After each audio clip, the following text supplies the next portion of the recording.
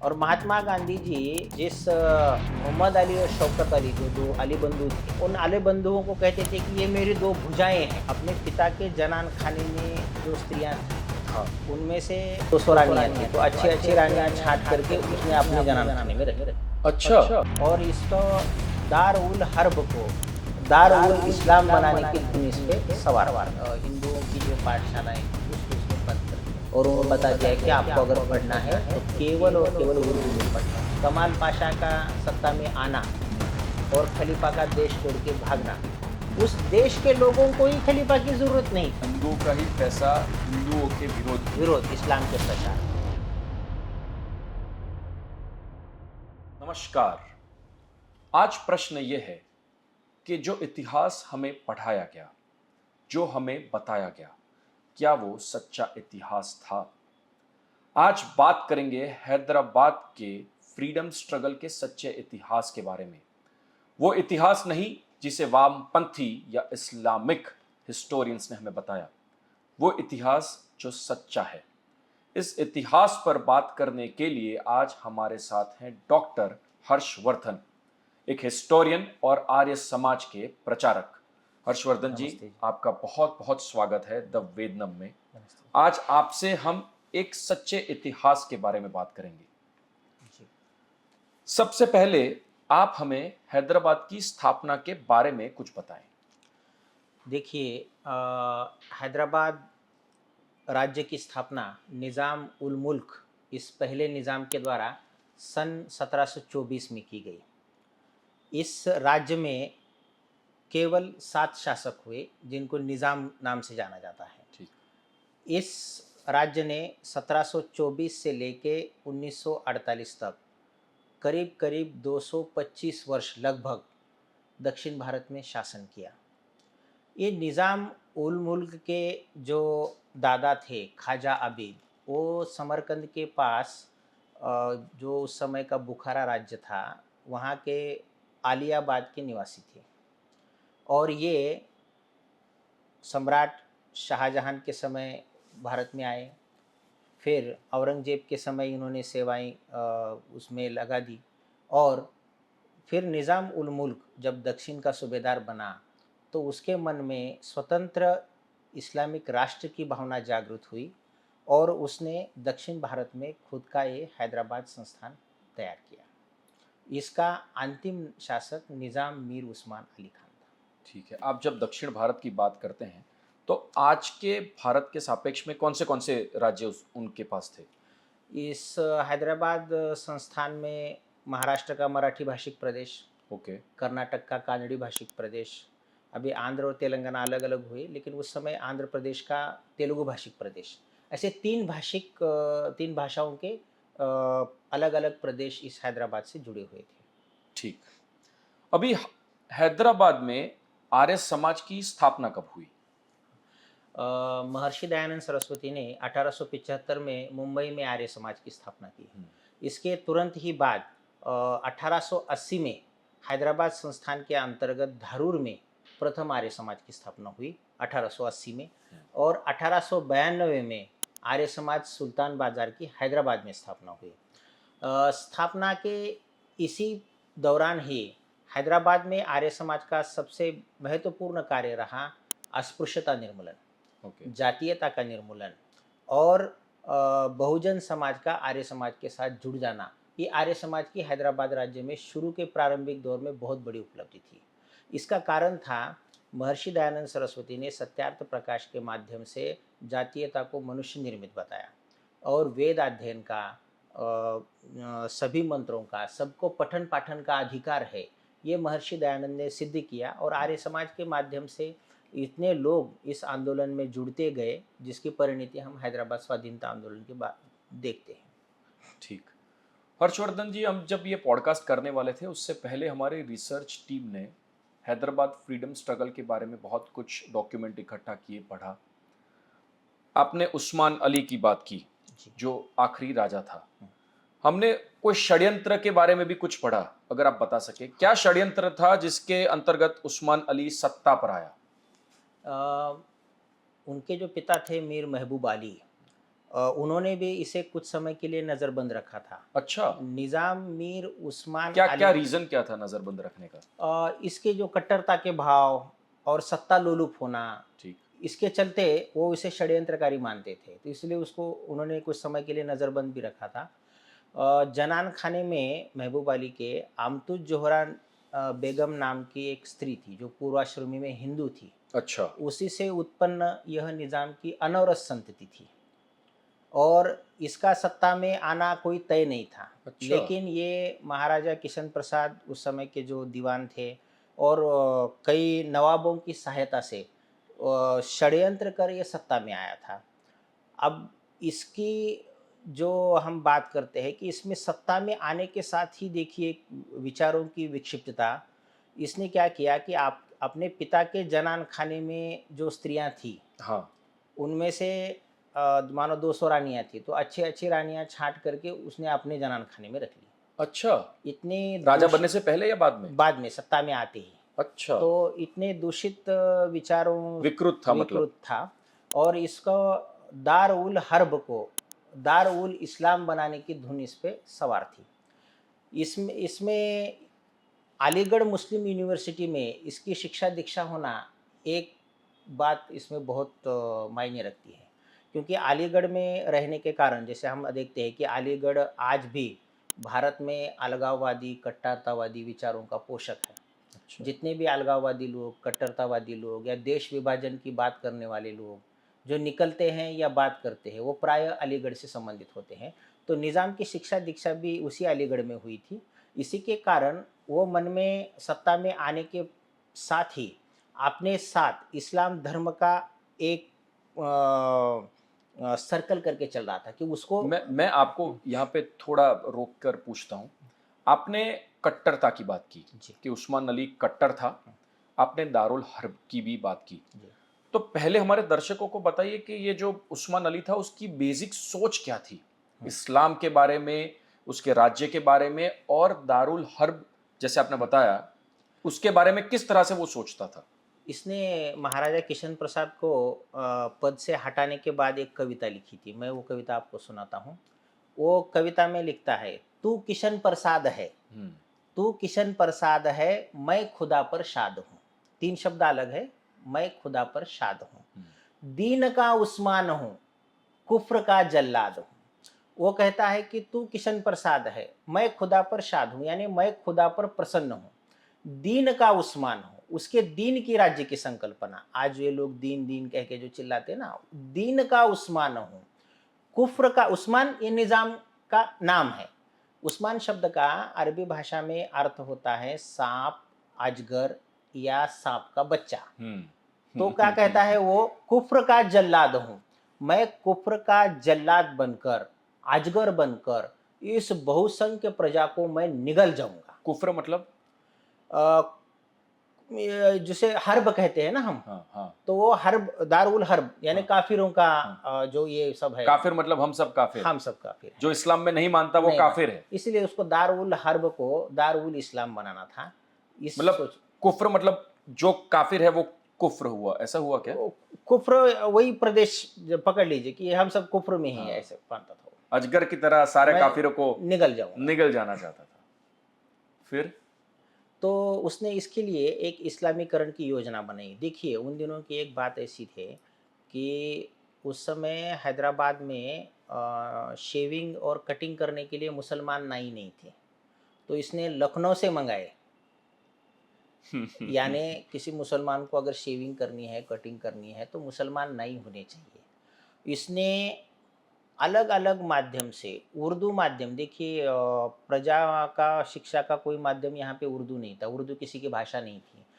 मराठी लोग मराठी भाषा बोलते थे, कानड़ी लोग कानड़ी भाषा बोलते थे और तेलुगु लोग तेलुगु बोलते थे। तो ज़बरदस्ती उसने राजभाषा उर्दू कर दी। अच्छा। देखिए, मैं मेरे बच्चे को प्राइमरी में जो पढ़ाना चाहता हूँ या कोई प्राइमरी में तो उर्दू में सीखना होगा। इसने अपने सत्ता में आने के साथ ही लगभग 4970 हिंदुओं की जो पाठशालाएँ थी उसको उसने बंद कर दिया और उन्होंने बता दिया है कि आपको अगर पढ़ना है तो केवल और केवल उर्दू में पढ़ना होगा। देखिए, आप हैदराबाद की इस इस्लामिक सोच को समझने के लिए आज 2023 में बैठकर हम नहीं सोच सकते। हमें उस समय में जाना होगा और ये अनुभव करना होगा कि हम मानो उस प्राइमरी कक्षा में बैठे हुए हैं और हमारा तो भाषा का माध्यम मराठी है या गुजराती है या कोई अन्य है, तो हम उर्दू कैसे पढ़ेंगे? तो प्रजा के लिए दुष्कर रहता था। तो प्राइमरी से लेके मिडल हो, हाई स्कूल हो, कॉलेज हो, तो वो शिक्षा के माध्यम उसने उर्दू कर दिया था। और उसने इसमें और एक किया कि जो अलीगढ़ से पढ़े लिखे लोग आते थे, हम्म। उनको उसने अपने राज्य में उच्च पदों पर नियुक्त करना शुरू कर दिया। क्योंकि वो वहीं पर पढ़ा था। वहीं पर भी पढ़ा था और विशेष सोच को लेके आते थे। आप सोच को ध्यान दीजिए। हम्म। मैंने निज़ाम की एक कविता सुनाई। अपना दूसरी और कविता का मैं संदर्भ इस संदर्भ में दूँगा। कविता बाद में प्रकाशित हुई थी। निज़ाम का एक समाचार पत्र था रहबरे दक्कन में। वो कहता है, बंद नाकूस हुआ सुन के नदाए तकबीर, बंद नाकूस हुआ सुन के नदाए तकबीर, जल जला आ ही गया सिलसिले जुन्नार पे भी। बंद नाकूस हुआ सुन के नदाए तकबीर, मुसलमानों के जो अल्लाह अकबर के जयकारे हैं वो सुनकर हिंदू का हृदय कांपने लगा।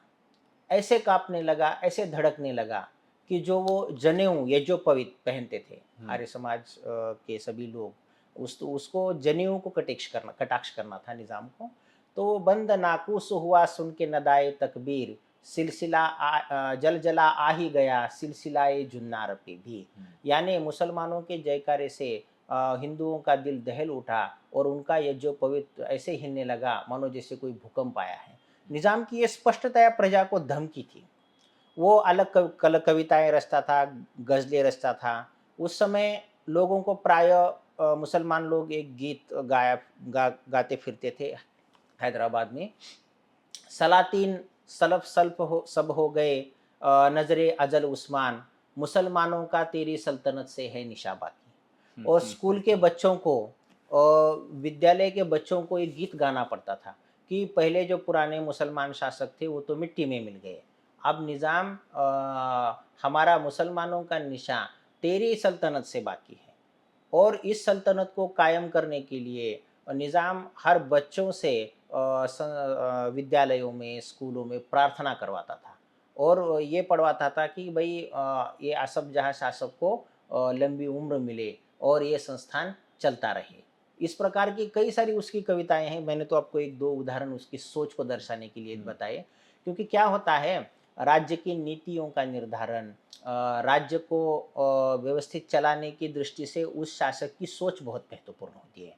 सही और बात। ये सत्ता में आने के साथ ही इस्लामिक स्टेट की भावना को लेके चल रहा था हम्म। और इसे इस्लाम का ऐसा राज्य बनाना चाहता था कि वो मुसलमानों की जनसंख्या उस समय 11% थी पूरे हैदराबाद संस्थान में। माइनॉरिटीज में थे। माइनॉरिटी, बहुत माइनॉरिटी, 11% मुसलमान थे और लगभग 1% अदर जैन और अदर कम्युनिटी 1%, और बाकी सब हिंदू। दलित हिंदू सभी उस समय एक ही थे। तो हिंदुओं की उस समय जनसंख्या ज़्यादा थी।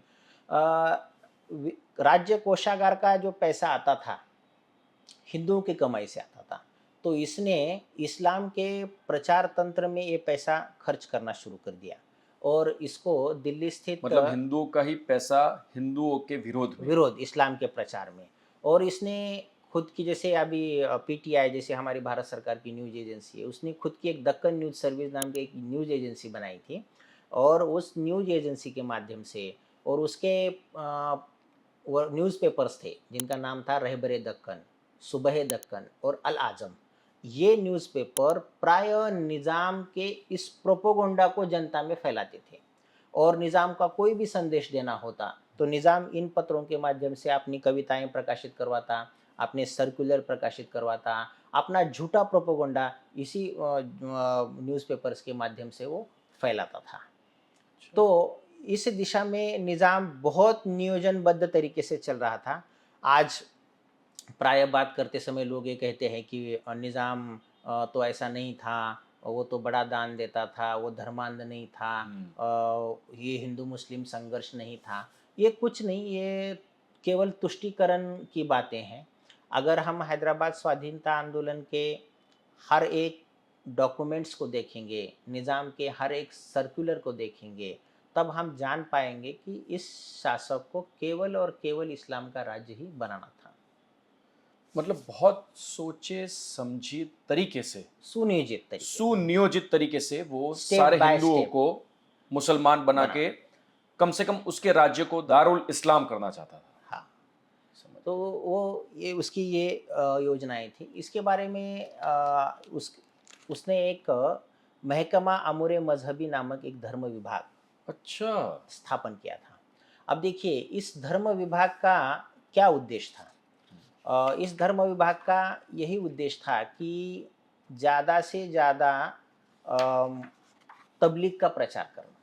तबलीग जैसे का। तबलीग का अर्थ होता है धर्मांतरण। हम्म। अब इस तबलीग के प्रचार में मतलब अभी अभी की जो तबलीग है उसका विचार तब से आया हुआ है। हाँ तब से आया हुआ है और ये सीधा धर्म ग्रंथों का ही आदेश है। मतलब अभी की तबलीग की जमात हाँ, ये उस्मान अली का ही इन्वेंशन था।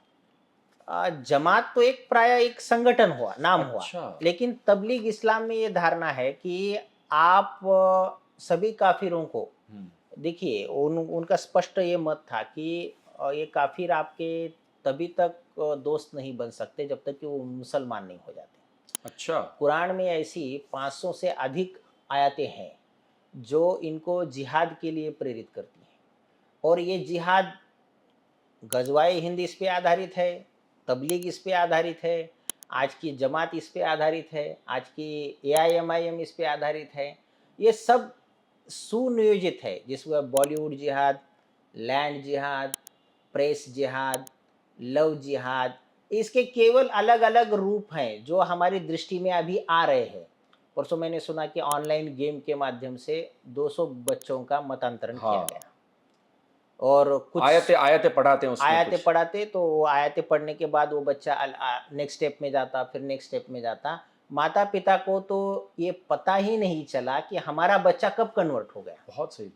मतलब उन्होंने वो टेक्निक अपनाई है कि catch them when they are young. Yes yes, और स्कूलों में धर्म परिवर्तन, उत्तर प्रदेश की कुछ घटनाएं मैंने पढ़ी और सुनी भी कि स्कूलों में कुछ मुस्लिम महिलाओं ने जो पूर्व में हिंदू थी हम्म। और वो लव जिहाद के प्रवाह से कन्वर्टेड हो गई, तो इन कन्वर्टेड लोगों पे काम सौंपा गया कि अभी तुम बच्चों को इस्लाम में दीक्षित करो।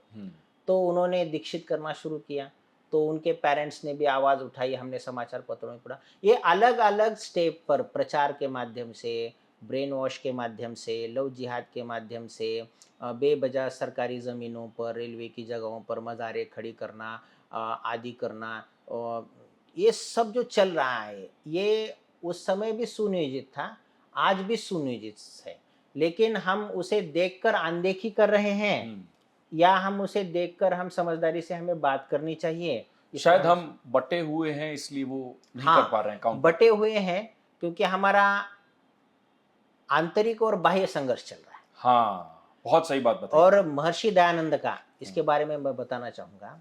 ये महर्षि दयानंद ने 1875 में जब आर्य समाज की स्थापना की तो सत्यार्थ प्रकाश लिखा स्वामी जी ने। उस समय के हालात और आज की हालात में ये बहुत कारगर है।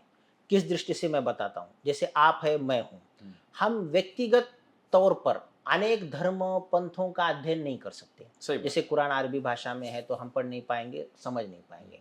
महर्षि दयानंद ने इन सभी धर्म ग्रंथों का अध्ययन किया और उसकी समीक्षा सत्यार्थ प्रकाश में दे दी। अब देखो इस्लाम क्या कहता है, बाइबल क्या कहती है, बौद्ध मत क्या कहता है, चारवाक क्या कहता है, सिख मत क्या कहता है, सभी की समीक्षा महर्षि आप सत्यार्थ प्रकाश उठाकर देखिए, इतने प्रमाणों के साथ उस पर कई अभियोग चले सत्यार्थ प्रकाश को बंद करने के लिए। कांग्रेस की सहयोग से लोगों ने कई केसेस डाले, लेकिन आज तक सत्यार्थ प्रकाश बैन नहीं हुआ। और मैं एक विनती आपके माध्यम से करना चाहूँगा, आज प्राय जिन्हें मतांतरित करने की कोशिश की जा रही है, जिन परिवारों के सामने लव जिहाद की समस्या आई है, किनकी बेटी अलग विचारों में जा रही है, तो उन्हें अपने बच्चों को पहले सत्यार्थ प्रकाश से परिचित करना चाहिए, और खासकर 14वां समोल्लास जो इस्लाम की समीक्षा है।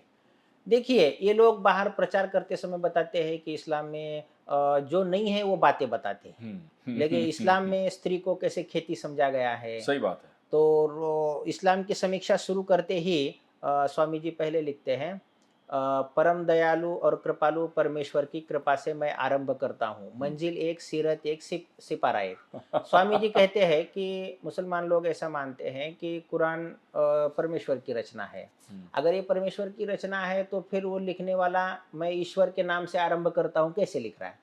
तो ये स्वामी जी ने इन इन बिंदुओं को उठाया है। मैं अपने अपने दर्शकों को बताना चाहूंगा कि हर्षवर्धन जी ने ये जो सत्यार्थ प्रकाश बताई किताब, स्पेशली जो हिंदुओं में से अब जिनके पूर्वज कन्वर्ट हो गए थे क्रिश्चियन या इस्लाम में, उसको इसकी समीक्षा पढ़नी चाहिए, या जिनके घर में वो ऐसी परिस्थितियों को फेस कर रहे हैं जहां उनकी बेटियां शायद किसी विधर्मी के हाथ आ चुकी हैं, उनको ये बुक उनको देनी चाहिए। खैर, ये पूरा सब्जेक्ट पूरा एक अलग पॉडकास्ट हो जाएगा। हम उस्मान अली पर वापस आते हैं। हर्षवर्धन जी, जब हम उस्मान अली पर रिसर्च कर रहे थे तब हमने कहीं पर पढ़ा कि वो खलीफा बनना चाहता था। हाँ। वो क्या था पूरा?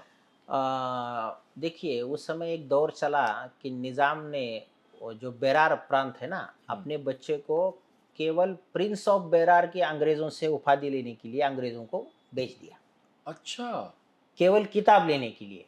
उसके बेटे की शादी खलीफा के नीलोफर नाम की एक लड़की थी, उससे हो गई। अब ओके। देखिए भारत में महात्मा गांधी द्वारा खिलाफत आंदोलन का समर्थन करना एक ऐतिहासिक भूल थी। सही बात आज है। के परिप्रेक्ष्य में हम सभी स्रोतों को खंगालेंगे तो हमें जानना होगा कि जिस तुर्की में हम्म। उस खलीफा के विरुद्ध आंदोलन हुआ, हम्म। कमाल पाशा का सत्ता में आना हम्म। और खलीफा का देश छोड़ के भागना, उस देश के लोगों को ही खलीफा की जरूरत नहीं थी। उस प्रसंग को थोड़ा विस्तार में बताइए। हाँ, महात्मा गांधी की ये एक अपेक्षा थी कि खिलाफत आंदोलन को अगर हम सपोर्ट करेंगे तो मुसलमान स्वराज्य की मांगनी, स्वराज्य का जो हमारा डिमांड है उसको हमारे साथ प्रवाह में आएंगे, ऐसा महात्मा गांधी कहते थे। लेकिन ये तो बेतुकी बात थी, यथार्थ पर आधारित नहीं थी। मतलब जिस देश के लोग ही जिसको सपोर्ट नहीं कर रहे थे, उसको महात्मा गांधी ने हाँ सपोर्ट कर दिया। हाँ, अव्यवहारिक बात थी कि लोग तो देखिए महात्मा गांधी को महात्मा इसलिए कहते हैं कि पता नहीं, मतलब आ, पॉलिटिशियन ज्यादा थे गांधी जी। देखिए महात्मा गांधी ने तुष्टीकरण, हिंदू मुस्लिम तुष्टीकरण का एक भी अवसर नहीं छोड़ा। अच्छा। महात्मा गांधी उस समय हिंदू लोगों से एक गीत गवाते थे, हाँ। कहती है अम्मा शौकत की, बेटा जान दो खिलाफत में। क्या बात है। तो हिंदू लोग ये गाते फिरते थे। और महात्मा गांधी जी जिस मोहम्मद अली और शौकत अली जो दो अली बंधु थे, वो उन अली बंधुओं को कहते थे कि ये मेरी दो भुजाएं हैं। ये हमें समझना होगा, दो भुजाएं हैं हमारी। दो भुजाएं ऐसे बहुत बोलते अच्छी। थे। महात्मा और गांधी। गीत गाते थे कि कहती है अम्मा शौकत की, बेटा जान दे खिलाफत में। और ये इतना बड़ा आदर्शवाद था। तो बाद में काकीनाडा में कांग्रेस हुई तो इस मोहम्मद अली ने कहा कि हकीर से हकीर मुसलमान, इसका अर्थ होता है गंदे से गंदे मुसलमान से बदतर है महात्मा गांधी। अच्छा, उसने ही ये कह दिया। हाँ, कि हकीर से हकीर मुसलमान मुझे महात्मा गांधी से प्रिय है। आप देखिए फिर गांधी को बताया गया कि काकीनाडा कांग्रेस अधिवेशन में आपके बारे में ऐसी बात हुई है, तो गांधी जी उस पर चुप रहे। और इन्हीं अली बंधुओं का एक कारस्थान था, कांग्रेस के अध्यक्ष रहते हुए मोहम्मद अली ने अफगानिस्तान के शासक अमानुतुल्लाह को एक पत्र लिखा। अच्छा।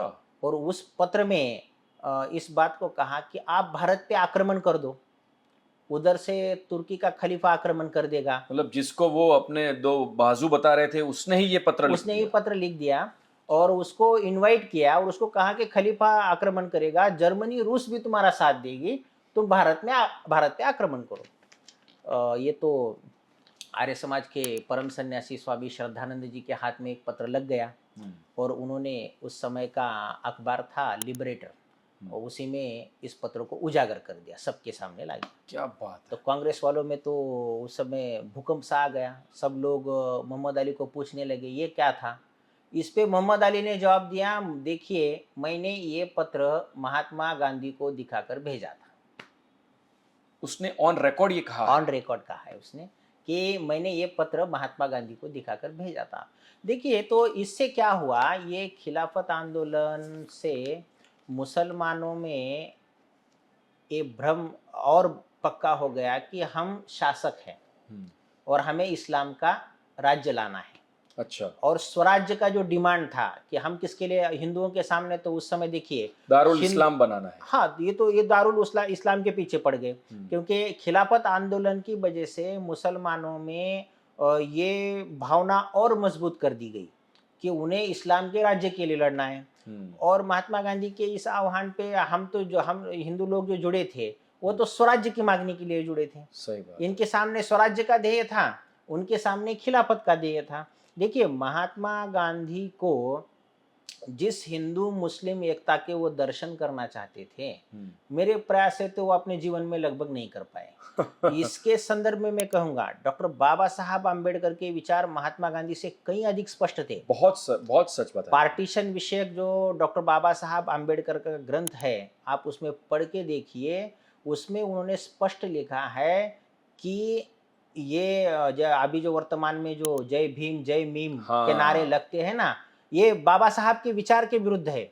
और वर्तमान में जो हमास के हमलों का जो समर्थन अपने देश में लोग कर रहे हैं, बहुत कि बड़ी पार्टियां कर रही हाँ, हैं। बड़ी पार्टियां कर रही हैं, बड़े लोग कर रहे हैं, तो बाबा साहब ये जानते थे कि धर्म के आधार पर ये राष्ट्र प्रथम नहीं मानेंगे। तो मतलब बाबा साहेब तो उस वक्त ही जान गए थे कि उनकी क्या हाँ, चीज इसीलिए है। जब सेक्युलरिज्म कंसेप्ट पे संसद में बहस हुई, तो बाबा साहब ने सेक्युलरिज्म शब्द उसी समय ऐड नहीं किया था वो तो संविधान इंदिरा में। गांधी ने किया। वो तो बाद में किया गया, इतना कांग्रेस बड़ा ने। पाप कांग्रेस ने ही किया है बाद में, हाँ, और 1947 के बहुत बाद। बहुत बाद बहुत बाद। 1976 के आसपास वो कॉन्स्टिट्यूशन में दुरुस्ती करके उन्होंने लाया। तो हम महात्मा गांधी के बारे में जो बात कर रहे थे ना, हाँ, कि इसमें देखिए खिलाफत को बेवजह समर्थन करना, हम्म, तुष्टीकरण को भारत में बढ़ावा देने का बहुत बड़ा काम हुआ। हम्म, और यही तुष्टीकरण हैदराबाद राज्य में भी हमें देखने को मिला। अच्छा।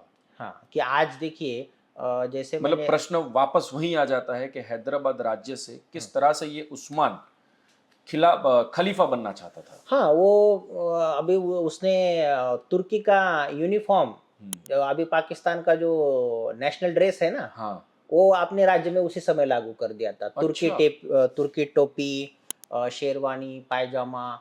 देखिए, जिस अब ये प्रजा बुरखा भी होगा उस। हाँ, तो उसने तुर्की का पूरा पोशाक इसलिए लाद दिया था। और वो उसके बहुत से उस समय के लोगों ने पत्र पत्रिकाओं में लिखा है कि उसको खलीफा बनने के सपने आने लगे थे। अच्छा। हाँ, कि अभी वो खलीफा तो भाग गया, अब भारत में जब ऐसी परिस्थिति आएगी, हाँ, तो मेरे सिवा अन्य कौन क्या है। तो इसी को लेके चल रहा था। तो इसी के अंतर्गत उसने महकमा अमूरे मजहबी नामक एक धर्म विभाग की स्थापना की। वो उस पर ही मैं आ रहा था कि वो क्या है। देखिए, एक धर्म विभाग इसलिए बनाया गया था कि हिंदुओं पर उनके धार्मिक स्वतंत्रता पर बैन लगे। अच्छा। जैसे मानो आप एक मंदिर बनाना चाहते हो, हम्म, तो आपको पहले अमूरे मजहबी के पास जाना पड़ेगा, उनकी परमिशन लेनी पड़ेगी। वो तो परमिशन देते ही नहीं थे। मानो आपका एक मंदिर कुछ मरम्मत करनी है उसकी, हम्म, तो अगर आपको कुछ ईंटें भी वहाँ चढ़ानी है, हम्म, तो मजहबी के पास जाना पड़ता था और उनसे परमिशन लेनी पड़ती थी। आपको स्कूल चलाना है, मजहबी से परमिशन लेनी पड़ती थी। आपको व्यायामशाला चलानी है, मजहबी से परमिशन लेनी। निज़ाम सिर्फ ये सांस लेने के लिए परमिशन नहीं लेनी पड़ती थी, हाँ, बाकी सारी परमिशन। बाकी सारी इतनी परमिशन थी कि प्रजा, जो आज लोग शासन में थोड़ा देखिए, आज जो तथाकथित धर्मनिरपेक्षवादी थोड़ी सी बातों को बवाल करते हैं ना, हाँ, उनको उन परिस्थितियों में जाके देखना चाहिए कि निज़ाम ने महकमा अमूरे मजहबी के माध्यम से कैसे कैसे सर्कुलर लाए थे। अच्छा। और ऐसे सर्कुलर को आज तो ये लोग कितना बवाल करते हैं कि हाँ, थोड़ा सा देखिए, आज तो भारत जितनी स्वतंत्रता अन्य किसी देश में नहीं है। हाँ, सेक्युलर है ना, हम लोग हाँ, सेक्युलर कंट्री है सेक्युलरिज्म, संविधान के हिसाब से। देखिए मैं राज्यशास्त्र का विद्यार्थी भी हूँ। सेक्युलरिज्म मेरी दृष्टि में एक भ्रामक संकल्पना है। बहुत सही बात बताई आपने। अभी हमारे रिसर्च में एक बहुत ही प्रसिद्ध प्रसंग आता है सिद्दीकी दिनदार पर। वो प्रसंग क्या था बताइए। देखिए, 12वीं सदी में दो महापुरुष ऐसे हुए जिन्होंने सनातन धर्म की बहुत बड़ी सेवा की। उनमें एक थे महात्मा बसवेश्वर और ओके। एक थे महाराष्ट्र के संत ज्ञानेश्वर।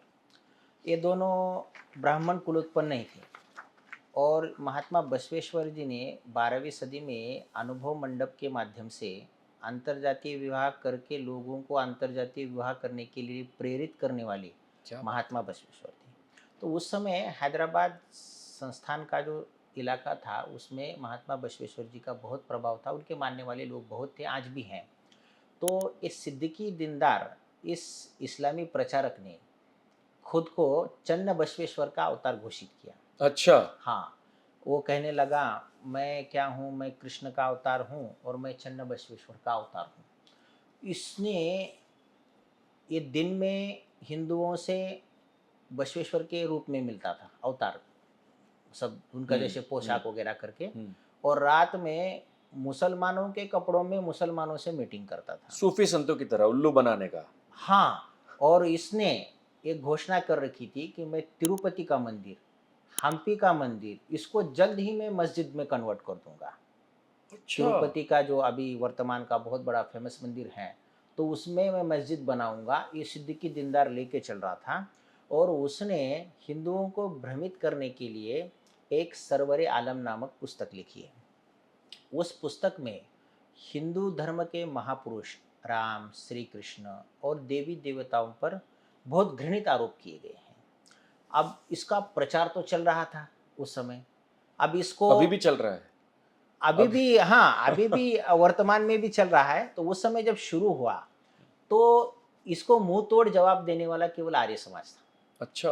आर्य समाज के शास्त्रीय शास्त्रार्थ करने वाले पंडित मंगलदेव जी, और उसके बाद आ, प्रिंस ऑफ आर्यन प्रचारक के नाम से मशहूर पंडित शास्त्रार्थ महारथी पंडित रामचंद्र जी देहलवी, इनको हैदराबाद बुलाया गया। देहलवी जी की विशेषता ऐसी थी, मुल्ला मौलवी भी जितनी सफाई से कुरान की आयतें बोल नहीं पाते थे, उतना देहलवी जी बोलते थे। वाह। और मुसलमानों के मौलवी उस समय ये बात करते थे कि या अल्लाह, तूने तर्ज भी दी है तो तूने इल्म भी दी है तो किस काफिर को दी है, यानी तूने ये जो योग्यता दी है तो काफिर को दी है। तो बात ऐसी हुई कि इन दोनों के माध्यम से हैदराबाद में इसका भंडाफोड़ करना शुरू हो गया सिद्दीकी दीनदार का। और आर्य समाज ने कई डिबेट्स शास्त्रार्थ इस पर किए। उस समय निज़ाम के अ, कई ऐसे अधिकारी थे, कई ऐसे लोग थे जो सिद्दीकी दीनदार के पीछे पूरे पैसे की शक्ति लगाकर खड़े थे।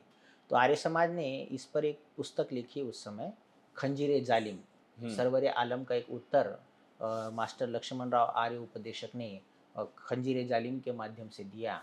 और इस सिद्दीकी दीनदार का ये जो पूरा जोर चल रहा था वो तबलीग के लिए था। वो अच्छा। चन्न बसवेश्वर के रूप में आकर मैं कृष्ण के रूप में हूँ ऐसा कहकर हिंदुओं को भ्रमित करता था।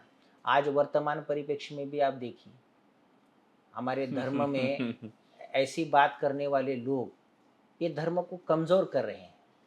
और हमें देखिए, फ्रांसिस बेकन नाम के एक इतिहासकार ने कहा है, इतिहास का काम होता है मनुष्य को सज्ञान बनाना, यानी इस काबिल बनाना कि वो उसके नॉलेज से उसका प्रेजेंट एंड फ्यूचर ठीक कर सके। इवॉल्व हो सके। हाँ, तो हैदराबाद की घटनाओं से हमें क्या सीख मिलती है कि ऐसे भ्रमित करने वाले लोगों से हमें सावधान रहना चाहिए।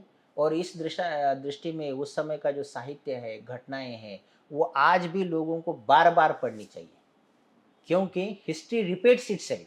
बहुत सही बात है। सारे हिंदुओं को ये सब चीजें समझनी ही होंगी। हाँ, और आर्य समाज के योगदान का एक परिप्रेक्ष्य मैं बताना चाहूँगा कि सिद्दीकी दीनदार के साथ हुए शास्त्रार्थ, रामचंद्र देहलवी जी के व्याख्यान आर्य समाज ने कई प्रकाशित कर रखे हैं, वैदिक धर्म की महिमा।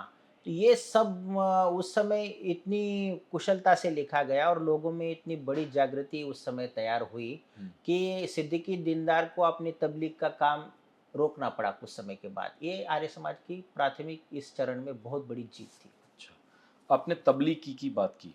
जब हम रिसर्च कर रहे थे हमने देखा कि तबलीगियों की उस वक्त भी स्कूलें थी, जेलें थी। हाँ, क्या रोल क्या था ये तबलीगियों का? हाँ, देखिए, मैंने कहा कि निज़ाम का स्वप्न था इस्लामिक स्टेट, उसे दीन का राज्य बनाना था। और इस दीन के राज्य की कल्पना को अमल में लाने के लिए 88% से अधिक लोग तो हिंदू थे। हम्म। तो इनको जल्दी से जल्दी इस्लाम में परिवर्तित करने के लिए निज़ाम ने स्कूलों जेलों तक को नहीं छोड़ा। जेलों में भी? हाँ, मैं यहाँ पे आपको एक बात बताता हूँ जो हुपला में हुई थी। तो हुपला की घटना में वहाँ के स्कूल में दलितों के बच्चे पढ़ते थे और तो दलितों के बच्चों को गोमांस उनके मुंह में रख के खिलाया गया, क्या बात बच्चों को। अब देखिए कि ये किस लिए हुआ। आज कई सारे लोग कहते हैं कि वो ऐसा नहीं था, वो ऐसा नहीं। तो गोमांस बच्चों को खिलाकर कन्वर्ट करना, यही स्कूलों का मकसद था। और वो स्कूलों पर जो अधिकारी होते थे वो मजहबी को लिखते थे कि अब इन दलितों के बच्चों में धीरे धीरे इस्लाम का प्रसार हो रहा है, इनकी मजहबी तालीम के लिए मुसलमानी शिक्षक रखा जाए। तो स्कूलों में तबलीग और निज़ाम का जब हैप्पी बर्थडे आता था तो जेलों में अनेक कैदियों को निज़ाम के जन्मदिन के अवसर पर ज़बरदस्ती मुसलमान में कन्वर्ट किया जाता था। और इतनी यातनाएं दी जाती थी। कोई लोग तो हुए, कई लोग नहीं होते थे। मैंने एक बात बताई आपको कि आर्य समाज ने उस समय, देखिए ये दौर है, हम जब सिद्दीकी दीनदार प्रकरण और तबलीग और महकमा की जो बात कर रहे हैं हम, ये दौर है 1915 से 1925। अच्छा। तो 1915 से 1925 में आप रह के सोचिए कि हिंदुओं में कितने लोग पड़े हुए थे। दलित समाज की तो बात ही नहीं थी। निज़ाम का बहुत इजी टारगेट था दलितों को धर्मांतरित करना। मतलब आज भी वो जो जय भीम करके हमें डिवाइड करना चाहते थे वो तब भी कर रहे थे। हाँ, ये तो बाबा साहब के विचार के विरुद्ध है। काकीनाडा कांग्रेस में मोहम्मद अली ने कहा था, हम्म। काकीनाडा में, कि देखिए अब दलितों का कल्याण है इस्लाम ग्रहण करने में। हाँ और दलितों हाँ। दलितों को मैं एक योजना बताता हूँ। 8 करोड़ मानो दलित हैं, तो 4 करोड़ मुसलमान मुसलमान हो जाए और 4 करोड़ क्रिश्चियन हो जाए। यह सॉल्यूशन उसने कांग्रेस की कॉन्फ्रेंस में दिया था। जो कांग्रेस आज हमसे हाँ वोट मांग रही है हाँ, और सेक्युलरिज्म के नाम पर। उसने निजाम को इंडिकेट करते हुए कहा था कि इस कार्य में ये हमारी मदद करेंगे। तो देखिए अब कैसी सोच थी कि उसको झट से झट 88% लोगों को कन्वर्ट करना था। और कन्वर्ट के लिए तबलीग, और तबलीग जेलों से, स्कूलों से, हर विधा से तबलीग। वो इसी इसी काम था महकमाओं का भी। आपने 1915 से 25 की बात की। 1915, हाँ, मैं, हाँ 1915 हाँ, से 1925 की बात 1925 की। जी। तब क्या हिंदुओं पर और भी कोई प्रतिबंध लगे हुए थे क्या? हाँ, हिंदुओं पर कई सारे प्रतिबंध थे जो महकमा के माध्यम से लगाए गए थे। उनकी हम थोड़ी सी चर्चा करेंगे। उनमें पहला प्रतिबंध ये था, जो हिंदुओं के उपदेशक आते थे आर्य समाज के हमारे, ये प्राय उत्तर भारत से आते थे और वेदों का प्रचार, वैदिक धर्म का प्रचार करते थे। तो ये उपदेशकों के ऊपर और साहित्यों के ऊपर निज़ाम ने बैन लगाया। आप छत्रपति शिवाजी महाराज के पोवाड़ा को नहीं पढ़ सकते, आप महाराणा प्रताप को नहीं पढ़ सकते, आप दुर्गादास राठौड़ को नहीं पढ़ सकते। उसने हिंदुओं को प्रेरणा देने वाले हर प्रकार के साहित्य को बैन कर दिया। और आपके जो धर्मगुरु आकर आपको संस्थान में जो धर्म का उपदेश दे रहे, उनके ऊपर भी बैन लगाए। चंद्रभानु सिद्धांत अलंकार को निष्कासित कर दिया गया। इसमें पंडित रामचंद्र जी देहलवी, उनके ऊपर अभियोग लगाया गया। पूरे भारतवर्ष से जब इस अभियोग का विरोध हो गया तो अभियोग को वापस ले लिया गया, लेकिन उन्हें राज्य से निष्कासित कर दिया गया। तो आपके उपदेशक आ नहीं सकते थे, आप साहित्य नहीं पढ़ सकते थे। इसके विपरीत निजाम की जो पत्र पत्रिकाएं थी वो तो खुले से प्रचार करती थी। वो उनका रहबरे दक्कन, सुबह दक्कन, अल आजम, ये न्यूज़पेपर धड़ल्ले से हमारे हिंदू धर्म के किसी भी ग्रंथों से, महापुरुषों से तुलना करते थे उनके मुल्ला मौलवी, और हमें गलत पाठ पढ़ाते थे, लेकिन हम उसके जवाब में नहीं पढ़ पाते थे। वैचारिक कंगालता हिंदुओं को देना चाहते थे। हाँ, वैचारिक कंगालता। और वो ज़्यादा से ज़्यादा अनपढ़ कैसे रहें, और अनपढ़ रहेंगे तो तबलीग के शिकार हो जाएंगे, ये सही पढ़ नहीं बात है। पाएंगे, इनमें कोई जागृति चेतना नहीं रहेगी। देखिए छत्रपति शिवाजी महाराज ने सर्वप्रथम स्वाभिमान और स्वधर्माभिमान की भावना लोगों में जगा के राज्य की स्थापना की थी। तो शिवाजी का पोवाड़ा पढ़ेंगे तो जागृत हो जाएगी इनके हम्म, धर्माभिमान की भावना। दुर्गादास राठौड़ को पढ़ेंगे तो ये फिर से खड़े हो जाएंगे। महाराणा प्रताप को पढ़ेंगे तो फिर से खड़े हो जाएंगे। इसलिए क्या करो, इनका जितना भी साहित्य हो निजाम राज्य में प्रतिबंधित करो, इनके उपदेशकों को आने ही मत दो, और ऐसा करो कि ये वैसी अवस्था में रहे। और उनका जो खुद की उसकी एक न्यूज एजेंसी थी, दक्कन न्यूज एजेंसी, उसने खुद बनाई थी। उस न्यूज एजेंसी के माध्यम से ये खूब प्रचार करता था। इसके सिवा उसका दूसरा प्रतिबंध था, आप प्राइवेट स्कूल नहीं खोल सकते थे।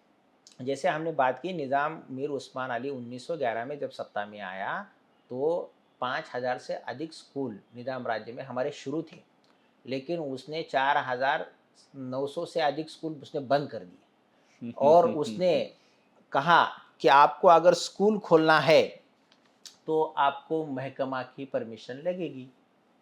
जो परमिशन ही नहीं में देता नहीं, था। परमिशन ही नहीं मिलती थी। और दूसरी बात, दूसरा प्रतिबंध, एक 5-7 प्रतिबंध हैं जिनकी मैं विस्तार से बात करूंगा। व्यायामशालाओं पर प्रतिबंध लगा दिया उसने। देखो, हिंदुओं का सशक्त होना बौद्धिक दृष्टि से और शारीरिक दृष्टि से निजाम को मान्य नहीं था, और उसने क्या कर दिया, व्यायामशाले अखाड़ों को बैन कर दिया कि ये किसी भी प्रकार से संघर्ष के लिए तैयार ही ना हो पाए। सही बात इनका बौद्धिक खच्चीकरण करो, इनका शारीरिक खच्चीकरण करो, और इसके लिए आपको अगर व्यायामशाला खोलनी है तो महकमा के पास जाओ, एप्लीकेशन लगाओ, और वो चक्कर काटते रहो, आपको नहीं मिलेगी।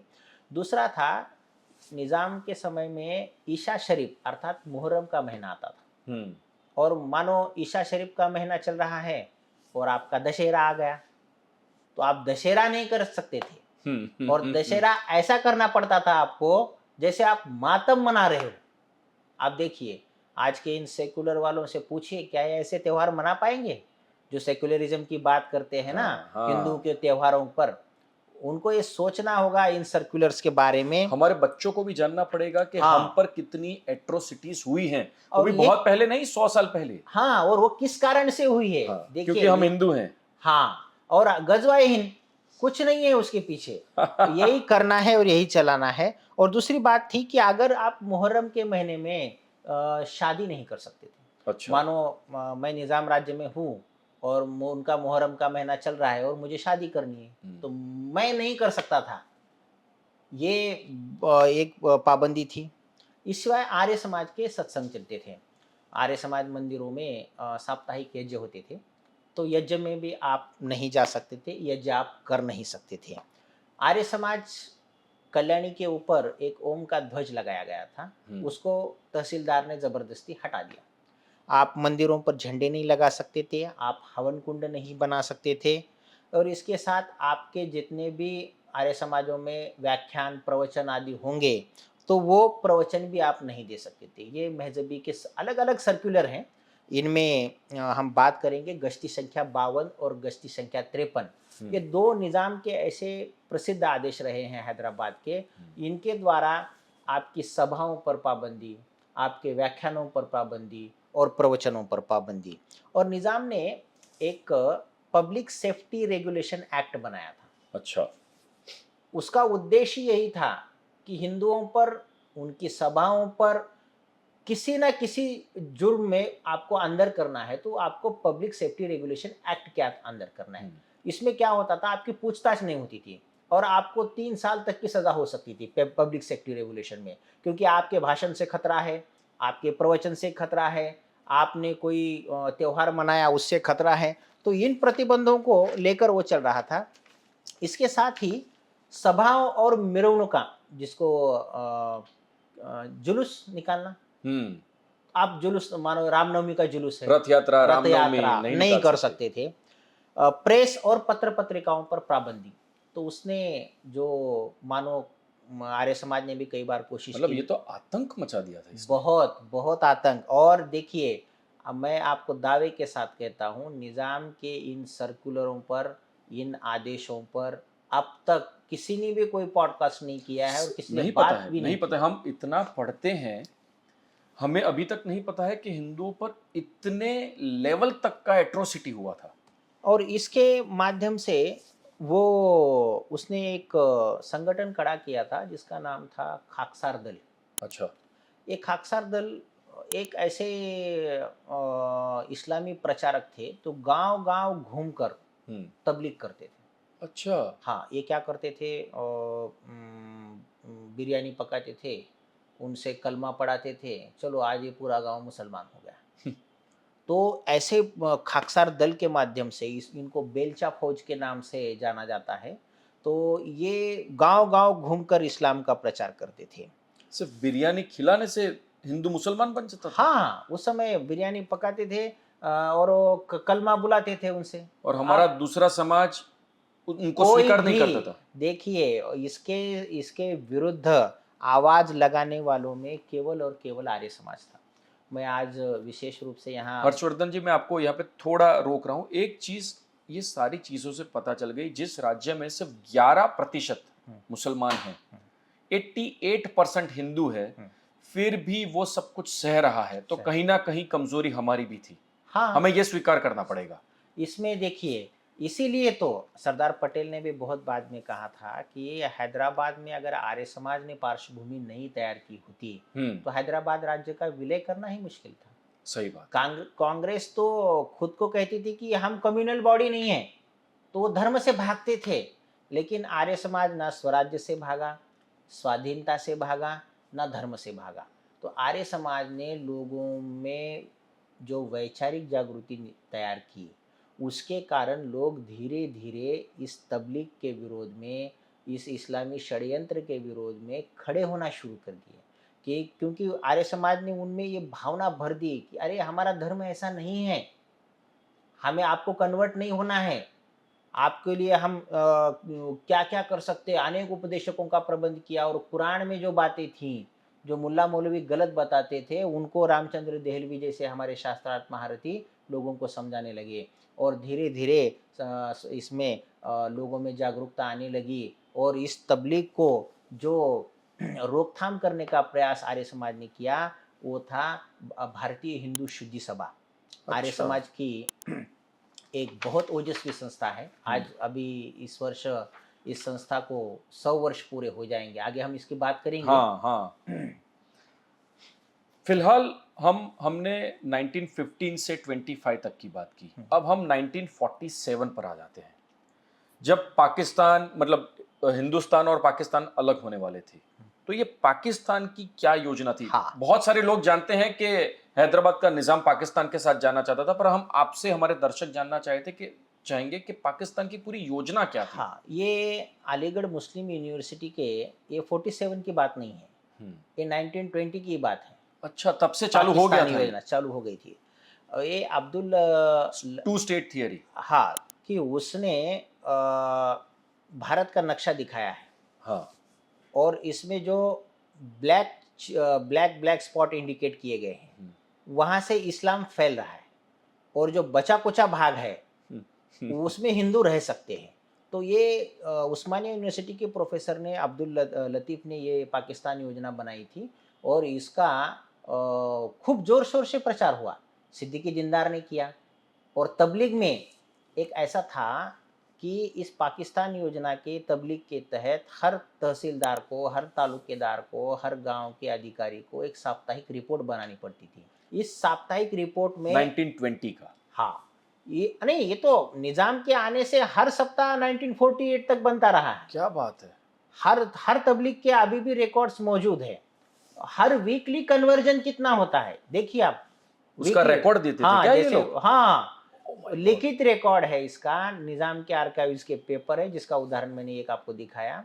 तो जैसे मानो कोई बिज़नेसमैन है, तो उसके बिज़नेस का वार्षिक, मंथली या टारगेट होता है ना, जैसे इनके तबलीग का टारगेट था, वीकली कितना कन्वर्जन हुआ है, ये अधिकारी को बताना पड़ता था। इस तरह से ये तबलीग चलती थी और इस पाकिस्तान योजना के कारण मुसलमानों के दिमाग में बिठा दिया था कि अपने लिए अलग इस्लामिक राष्ट्र बनाना है। बनाना है। उस वक्त भारतीय हिंदू संत श्रद्धानंद जी का बलिदान हाँ, और निजाम की भूमिका क्या हाँ, थी? भारतीय हिंदू शुद्धि सभा, ये आर्य समाज का बहुत ओजस्वी संगठन है। देखिए, जब तबलीग का प्रचार होना शुरू हुआ, तो स्वामी श्रद्धानंद जी ने उसका उत्तर शुद्धि से दिया। हम्म। पहले तो वन वे ट्रैफिक चलता था ना कि आपको मानो कन्वर्ट कर दिया तलवार की जोर पे या किसी जोर पे, तो आपको वापस आने का रास्ता बंद नहीं था। हम्म वापस आने का रास्ता तो लोग भूल चुके थे।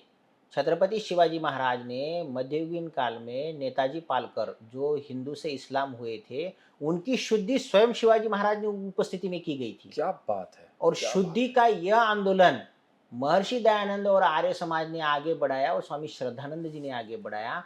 तो जैसे ये खाकसार वाले है। मजलिस शुद्धि चक्र चालू कर दिया। शुद्धि चक्र चालू करके, बहुत अच्छा। क्योंकि जैसे ये मानो एक गांव कन्वर्ट करके आगे जा रहे हैं ना, हम्म। तो शुद्धि सभा के माध्यम से पंडित नरेंद्र जी इनके पीछे चलते थे। हम्म। और पंडित नरेंद्र जी क्या करते थे कि उनसे वेद मंत्रों की स्वाहा बोल के आहुति लगवाती थी। और देखो दलित भाइयों, आपको गुमराह करके इस मुसलमान बनाया गया है, तो आज से आपके मुसलमानी नाम छोड़कर आप हिंदू हो गए। और बहुत से लोगों के नाम वेद प्रकाश, धर्म प्रकाश ऐसे रख देते थे। और इनको जैसे मराठा इंडिपेंडेंस वॉर में संताजी धनाजी मुगलों के सैनिकों को पानी में भी दिखते थे, उनके घोड़ों को। तो पंडित नरेंद्र जी उनकी दृष्टि में वो थे कि भाई ये तबलीग का काम तो सब फेर दिया इसने। स्वामी श्रद्धानंद जी के बारे में बताना है तो तबलीग का शुद्धि का कार्य स्वामी श्रद्धानंद ने बहुत समय पहले शुरू किया। और स्वामी श्रद्धानंद के बलिदान के लिए इस निज़ाम की क्या भूमिका थी ये समझना पड़ेगा। इस निज़ाम ने हत्यारे को मुहैया कराया।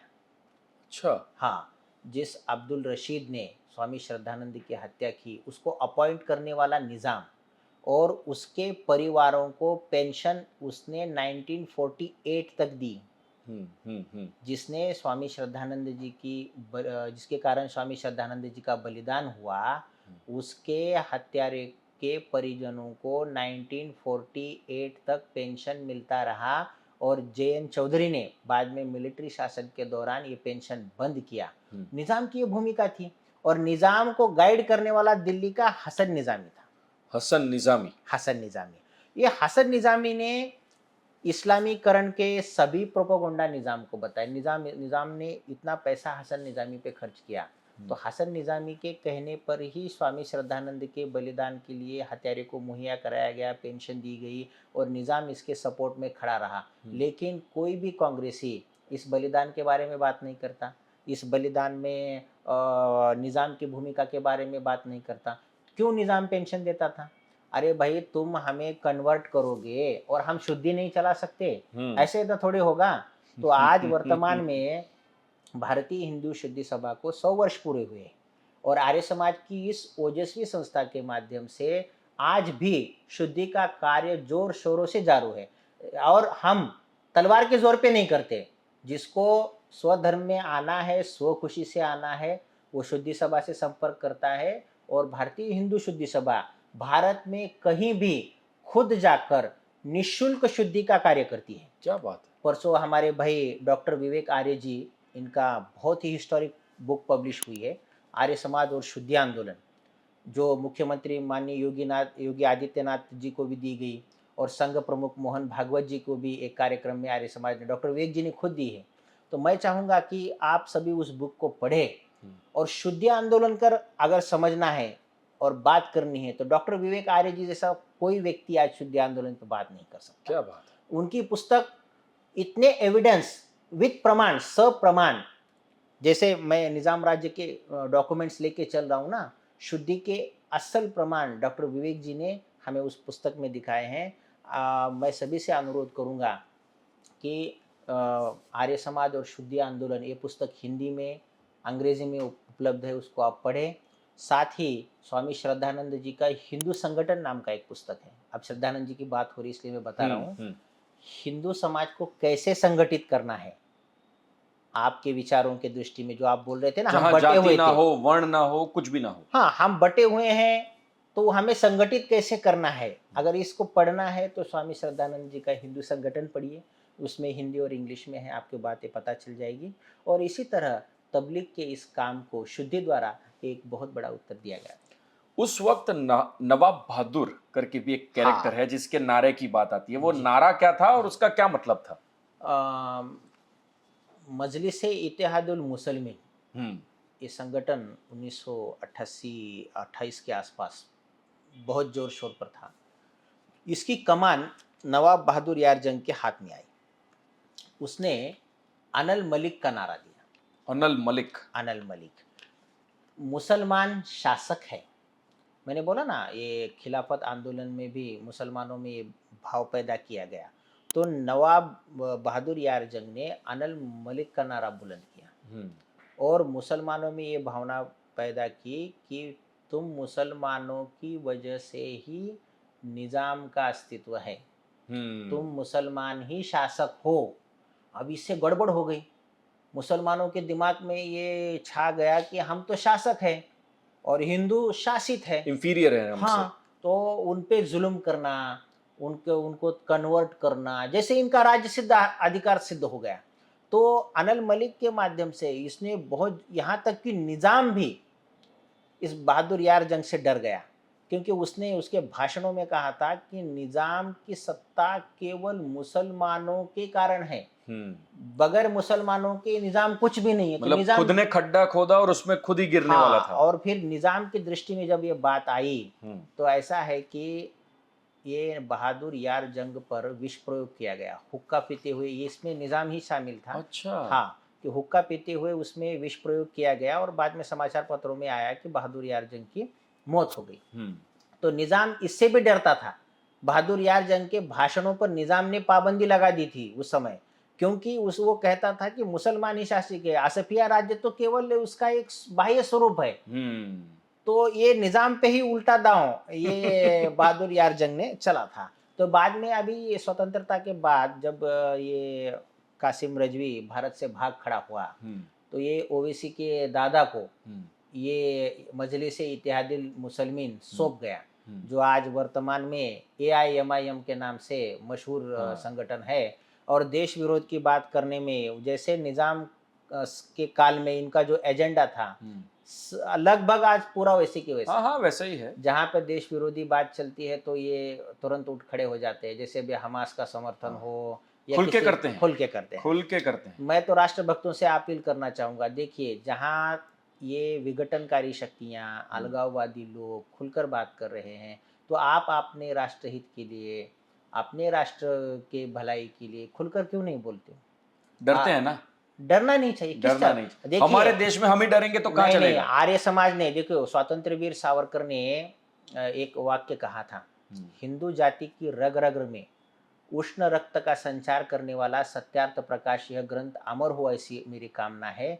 इस सत्यार्थ प्रकाश के माध्यम से कोई विधर्मी अपने पंथ की शेखी नहीं मार सकता।